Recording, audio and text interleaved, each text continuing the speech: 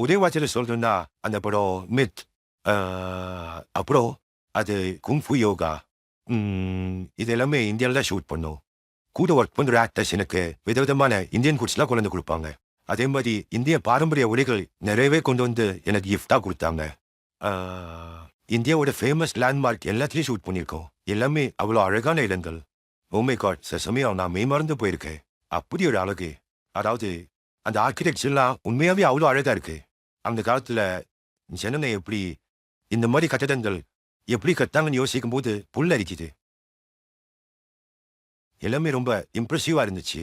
நான் இந்தியால இருக்கும்போது பாலிவுட் எப்படி இருக்குன்னு நான் பார்க்கணும்னு ஆசைப்பட்டது உண்டு. அங்க நான் போனேன். அங்க நெறைய ஆக்டர்ஸ் ரொம்பவே நல்ல டேலண்டடா இருக்காங்க. ஆக்டிங் மட்டும் இல்ல. சிங்கிங், டான்சிங் அ அப்புறம் ரொம்பவே புரொஃபஷனலா இருக்காங்க. ஒட்டுமொத்த டீமும் ரொம்ப நல்லா சப்போர்ட் பண்ணாங்க.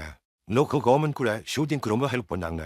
நான் எல்லாருக்குமே ரொம்ப நன்றிக்கடன் பட்டிருக்கேன். மகிழ்ச்சி. எதிர்காலத்துல மறுபடியும் எப்பயாவது நல்ல டேலண்டடான இந்தியன் டைரக்டர்ஸ் அண்ட் ஆக்டர்ஸோட சேர்ந்து ஒர்க் பண்ணணும்னு ரொம்ப ஆசைப்படுறேன். ரொம்ப மகிழ்ச்சியா இருக்கு. எல்லாருக்கும் என்னோட நன்றி.